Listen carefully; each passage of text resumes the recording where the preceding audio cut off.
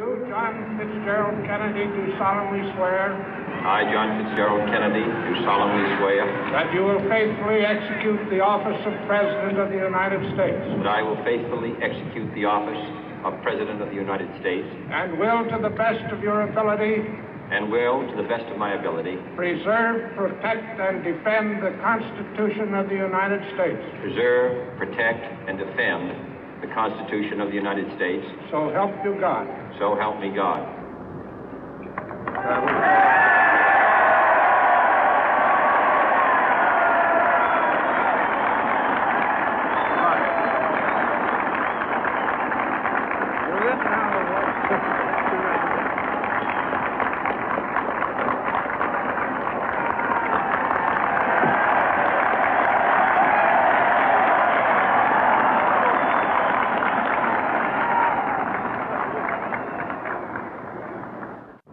Vice President Johnson, Mr. Speaker, Mr. Chief Justice, President Eisenhower, Vice President Nixon, President Truman, Reverend clergy, fellow citizens.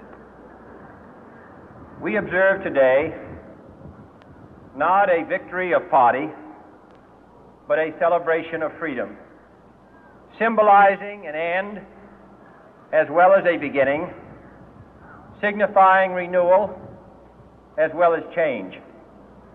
For I have sworn before you and Almighty God the same solemn oath our forebears prescribed nearly a century and 3/4 ago. The world is very different now, for man holds in his mortal hands the power to abolish all forms of human poverty and all forms of human life. And yet the same revolutionary beliefs for which our forebears fought are still at issue around the globe. The belief that the rights of man come not from the generosity of the state, but from the hand of God.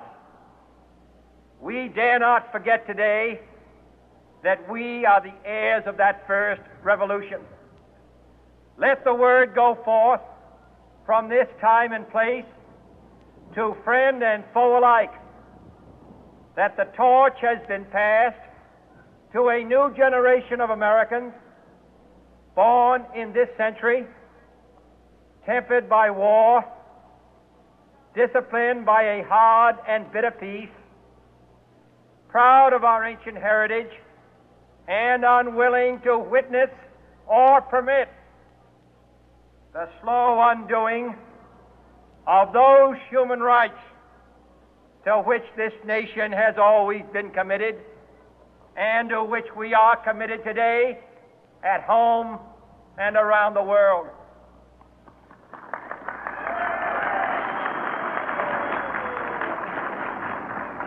Let every nation know, whether it wishes us well or ill, that we shall pay any price, bear any burden, meet any hardship, support any friend, oppose any foe to assure the survival and the success of liberty.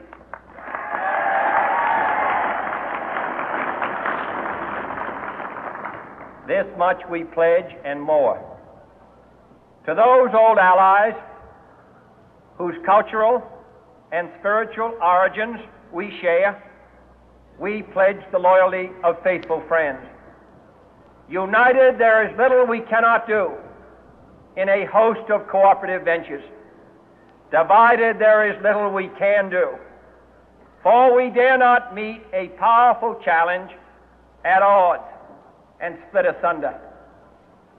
To those new states whom we welcome to the ranks of the free, we pledge our word that one form of colonial control shall not have passed away merely to be replaced by a far more iron tyranny. We shall not always expect to find them supporting our view, but we shall always hope to find them strongly supporting their own freedom, and to remember that in the past, those who foolishly sought power by riding the back of the tiger ended up inside.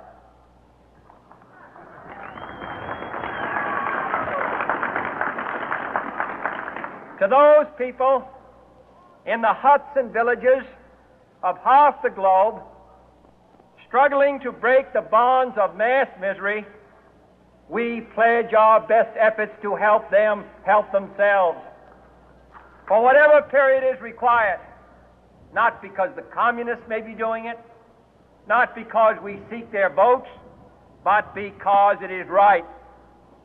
If a free society cannot help the many who are poor, it cannot save the few who are rich.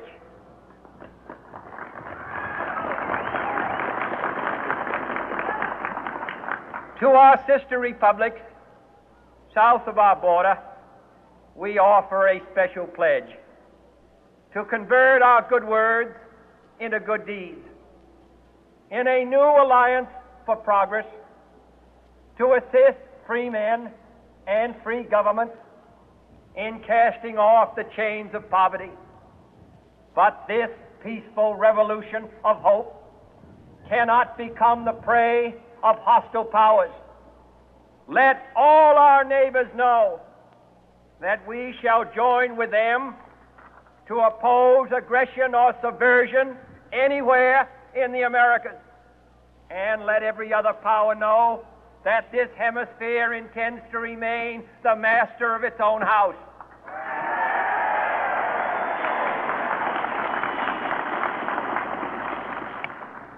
To that World Assembly of Sovereign States, the United Nations, our last best hope, in an age where the instruments of war have far outpaced the instruments of peace, we renew our pledge of support to prevent it from becoming merely a forum for invective, to strengthen its shield of the new and the weak, and to enlarge the area in which its writ may run.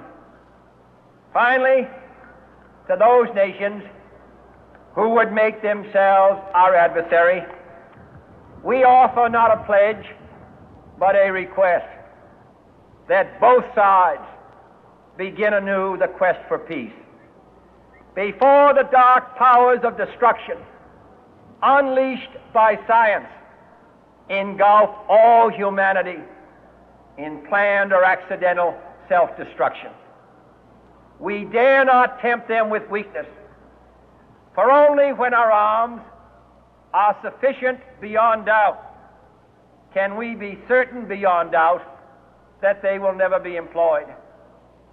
But neither can two great and powerful groups of nations take comfort from our present course, both sides overburdened by the cost of modern weapons, both rightly alarmed by the steady spread of the deadly atom, yet both racing to alter that uncertain balance of terror that stays the hand of mankind's final war. So let us begin anew, remembering on both sides that civility is not a sign of weakness, and sincerity is always subject to proof. Let us never negotiate out of fear, but let us never fear to negotiate.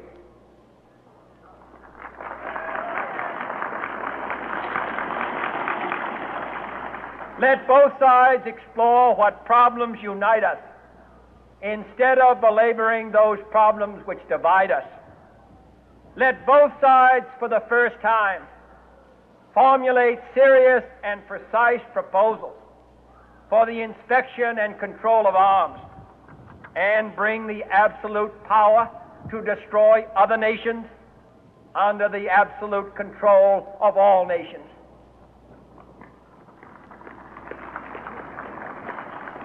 Let both sides seek to invoke the wonders of science instead of its terrors. Together, let us explore the stars, conquer the deserts, eradicate disease, tap the ocean depth, and encourage the arts and commerce.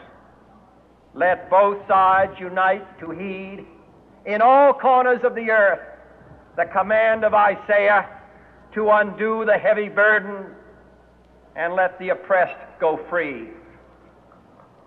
And if a beachhead of cooperation may push back the jungle of suspicion, let both sides join in creating a new endeavor, not a new balance of power, but a new world of law, where the strong are just and the weak secure and the peace preserved. All this will not be finished in the first 100 days, nor will it be finished in the first 1,000 days, nor in the life of this administration, nor even perhaps in our lifetime on this planet. But let us begin.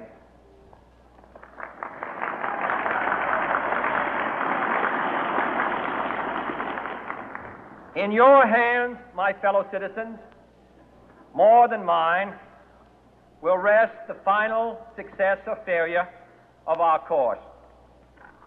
Since this country was founded, each generation of Americans has been summoned to give testimony to its national loyalty. The graves of young Americans who answered the call to service surround the globe. Now the trumpet summons us again, not as a call to bear arms, though arms we need, not as a call to battle, though in battle we are, but a call to bear the burden of a long twilight struggle, year in and year out, rejoicing in hope, patient in tribulation, a struggle against the common enemies of man, tyranny, poverty, disease, and war itself. Can we forge against these enemies a grand and global alliance, north and south, east and west, that can assure a more fruitful life for all mankind?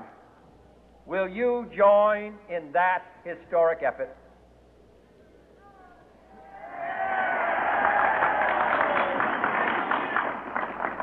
In the long history of the world, only a few generations have been granted the role of defending freedom in its hour of maximum danger.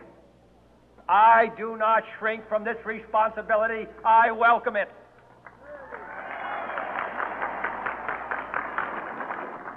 I do not believe that any of us would exchange places with any other people or any other generation.